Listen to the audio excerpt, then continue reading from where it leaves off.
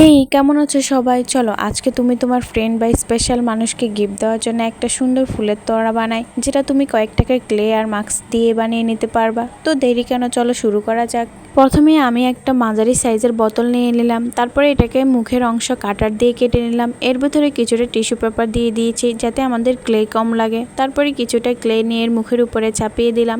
তারপরে পিঙ্ক কালারের একটু ক্লে নিলাম, যেটাকে আমরা সুন্দর করে ছোট ছোট করে বল করে চ্যাপটা করে নিলাম।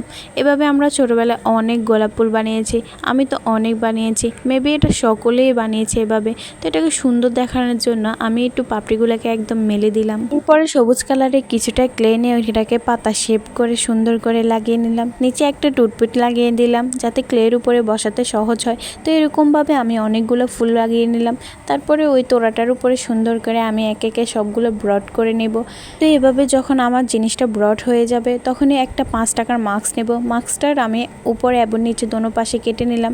তারপরে এর দুটো পার্ট থাকে, এটা আলাদা আলাদা করে নিলাম। এটাকে আমি সুন্দর করে বাজ করে ডাবল ক্রস টিপ দিয়ে সুন্দর করে লাগিয়ে দিলাম। তারপরে একটা পুকি দিয়ে দিলাম।